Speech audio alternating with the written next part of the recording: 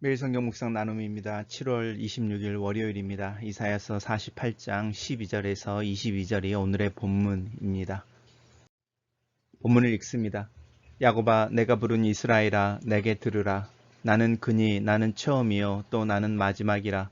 과연 내 손이 땅의 기초를 정하였고 내 오른손이 하늘을 폈나니 내가 그들을 부르면 그것들이 일제히 서느니라. 너희는 다 모여 들으라. 나 여호와가 사랑하는 자는 나의 기뻐하는 뜻을 바벨론에게 행하리니 그의 팔이 갈대아인에게 임할 것이라. 그들 중에 누가 이 일들을 알게 하였느냐? 나 곧 내가 말하였고 또 내가 그를 부르며 그를 인도하였나니 그 길이 형통하리라. 너희는 내게 가까이 나와 이것을 들으라. 내가 처음부터 비밀이 말하지 아니하였나니 이것이 있을 때부터 내가 거기에 있었노라 하셨느니라. 이제 주 여호와께서 나와 그의 영을 보내셨느니라. 너희의 구속자시여 이스라엘의 거룩하신 이이신 여호와께서 이르시되 나는 내게 유익하도록 가르치고 너를 마땅히 행할 길로 인도하는 내 하나님 여호와라. 내가 나의 명령에 주의하였더라면 내 평강이 강과 같았겠고 내 공의가 바다 물결 같았을 것이며 내 자손이 모래 같았겠고 내 몸의 소생이 모래알 같아서 그의 이름이 내 앞에서 끊어지지 아니하게 하였겠고 없어지지 아니하였으리라 하셨느니라. 너희는 바벨론에서 나와서 갈대아인을 피하고 즐거운 소리로 이를 알게 하여 들려주며 땅 끝까지 반포하여 이르기를 여호와께서 그의 종 야곱을 구속하셨다 하라. 여호와께서 그들을 사막으로 통과하게 하시던 때에 그들이 목마르지 아니하게 하시되 그들을 위하여 바위에서 물이 흘러나게 하시며 바위를 쪼개사 물이 솟아나게 하셨느니라. 여호와께서 말씀하시되 악인에게는 평강이 없다 하셨느니라. 오늘의 본문은 세 개의 단락으로 나누어져 있습니다. 첫 번째 본문은 야곱아 그리고 이스라엘아라고 부르는 하나님의 음성으로 시작합니다. 특별히 내가 부른 이스라엘아 이렇게 표현하는데 내가 택한 내 백성아 이런 뜻인 거죠. 부르다라는 것은 택했다라는 뜻입니다. 그래서 내가 불러서 너를 택하였나니 너는 내게 들으라 라고 말씀하시면서 나는 처음이요 또 마지막이다라는 이야기가 반복되어집니다. 하나님께서 나는 알파요 오메가 이 이야기를 하시는데 기원이며 끝인 분이신 거죠. 생명을 주시는 분이며 생명을 취하시는 분이십니다. 하나님께서 땅의 기초를 정하셨습니다. 우리 전에 묵상했던 본문의 내용이 그대로 다시 반복되어지는 것 같습니다. 하나님께서 천지를 창조하실 때에 오른손이 하늘을 폈고 또 그들을 부르면 그것들이 일제히 선다 이렇게 말하는데 이 그들이라고 하는 것은 천지라고 말하는 하늘과 땅으로 대표되어지는 피조물, 피조 세계를 이야기합니다. 너희는 다 모여 들으라. 내가 사랑하는 자, 나 여호와가 사랑하는 자는 나의 기뻐하는 뜻을 바벨론에게 행하리니 라고 말하면서 이 나 여호와가 사랑하는 자 사실은 고레스를 의미합니다. 고레스 왕을 의미합니다. 고레스 왕이 을 통해서 하나님께서 바벨론에게 계획하셨던 일을 행하실 거라는 거죠. 그것이 이제 이스라엘 백성들을 바벨론에서 떠나게 하여 예루살렘으로 돌아가게 하는 그 구속의 역사에 대한 이야기입니다. 그리고 하나님께서 그 이야기를 하실 때에 내가 말하였고 또 그를 부르며 그를 인도하였다. 계속 이 그는 고레스를 이야기합니다. 고레스 왕을 이야기하고 이렇게 하나님께서 70년이 지난 후 때가 되었을 때에 이스라엘을 귀환시키겠다고 하신 하나님의 구원의 약속은 사실은 일출과 일몰에 더해져 있습니다. 너희가 태양과 또 해와 맺은 약속을 깨뜨릴 수 있다면 내가 아침에 일출과 저녁에 일몰이 아니면 밤에 뜨는 달과의 맺은 약속이 있는데 그 약속을 너희가 깨뜨릴 수 있다면 내가 너희를 구원하여 예루살렘으로 귀환하겠다 하는 그 약속을 나도 잊어버리겠다라고 말씀하시면서 하나님께서 분명하게 그 이야기를 드러내셨습니다.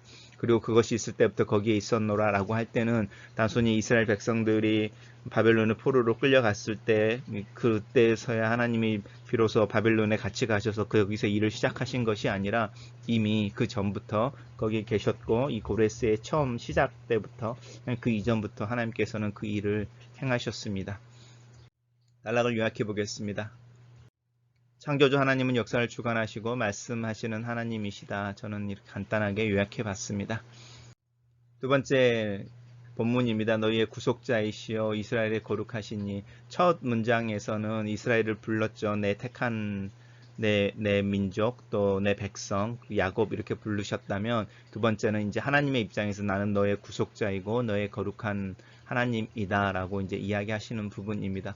그 하나님께서 이르시되 나는 내게 유익하도록 가르치고 내가 마땅히 행할 길로 인도하는 내 하나님 여호와. 그러니까 우리가 믿는 하나님은 단순히 우리의 믿음의 대상이 아니라 하나님이 우리의 삶에 역사하셔서 우리를 성숙시키시고 또 우리를 하나님의 길로 인도하시는 하나님이십니다. 근데 하나님께서 그렇게 가르치시는 것에 사실은 우리가 주의한다라는 건데, 주의하였더라면, 순종하였더라면이죠. 만약에 이스라엘 백성들이 하나님의 말씀, 모세를 통해서 주어진 율법에 대해서 충실하고 순종을 했다면 어떤 일들이 있었을지, 평강이 강과 같았겠던, 우리가 이제 부르는 찬양 중에 강 같은 평화 이런 이야기 하는데, 평강이 강과 같았겠고 공의가 바다 물결 같았을 것이며, 내 자손이 바다의 모래, 해변가의 모래와 같고 모래알 같아서 그들이 끊어지지 않고 없어지지 아니하였을 것이다. 내가 너희들에게 약속의 땅으로 준 그 기업에서 쫓겨나지 아니하고 너희 삶이 평안하고 너희 사회가, 너희의 관계가 건강하고 올바랐을 것이다. 이렇게 이야기하시는 부분입니다. 단락을 요약해 보겠습니다. 저는 두 번째 단락을, 하나님께서는 그의 백성을 가르치고 마땅히 행할 길로 인도하신다. 그의 명령에 주의할 때 평강이 넘치고 그 백성의 공의가 넘칠 것이며 그 백성은 보존될 것이다. 이렇게 요약했습니다. 세 번째 단락입니다. 너희는 바벨론에서 나와서라고 이야기하는, 너희는 이제 이스라엘 백성들을 이야기하는 거죠. 바벨론에 나와서 갈대아인을 피하고, 사실은 바벨론과 갈대아인은 같은 의미입니다. 즐거운 소리로 이를 알게 하며 들려주어, 하나님의 구속의 소식에 대해서 알려주고 선포하라는 것이죠. 땅끝까지 선포하여 여호와께서 그의 종 야곱을 구속하셨다 하라. 하나님께서 그들을 사막으로 통과하게 하시던 때에 그들이 목마르지 아니하게 하시되 그들을 위하여 바위에서 물이 흘러나게 하시며 바위를 쪼개서 물이 솟아나게 하셨느니라. 이것을 이제 구약에 나와 있는 출애굽과 연관을 시킵니다. 그래서 출애굽이라고 하는 것이 그냥 단순히 한번 일어났던 역사적인 사건이 아니라 하나님 앞에 서서 하나님이 어떤 분이신지를 기억하길 원하는 사람들이라면 시대를 막론하고 이 출애굽의 하나님, 또 이 출애굽의 이야기 속에서 하나님의 역사와 돌보심을 보게 됩니다. 그리고 하나님께서 말씀하시기를 악인에게는 평강이 없다 하셨느니라. 이 악인이라고 하는 것은 사실 바벨론과 갈대아인을 의미하는 것일 수도 있고, 우리 두 번째 단락에서 하나님의 교훈을 받았지만 그 교훈대로 순종하지 않았던 패역한 이스라엘 백성일 수도 있습니다. 단락을 요약해 보겠습니다. 여호와께서 그의 백성을 바벨론에서 돌이키시며 인도하실 것이다. 이렇게 요약했습니다. 첫 번째 묵상 포인트입니다. 하나님께서는 창조자이시며 통치하시고 유지하시며 이 시대를 초월하시는 분이시다. 바벨론은 하나님의 도구였고 그 도구의 역할을 교만과 포악으로 행한 바벨론은 하나님의 징계를 받게 될 것이다. 하나님의 백성을 향한 하나님의 일하심과 역사에 대해 생각해 본다. 이 시대에도 하나님은 여전히 일하고 계심을 믿는다. 현실의 어려움 속에서도 하나님은 여전히 일하고 계신다. 하나님은 뜻을 세우시고 그 뜻을 숨기지 않고 알리시며 그 뜻을 성취하심을 통하여 살아계심을 드러내신다. 역사 속에서 하나님을 볼 수 있어야 한다. 출애굽과 성경의 역사를 내 역사와 내 경험으로 인정하고 그 속에서 의미와 원리를 발견할 수 있어야 한다. 하나님은 저 하늘에 멀리 계시는 분이 아니라 지금 여기에 계신다. 역사의 흐름 속에 내 삶이 존재하고 하나님의 일하심은 내 삶이 존재하는 이유가 있다. 내 믿음이 나를 살게 하고 내 삶을 더 복되고 성숙하게 하기를 기도한다.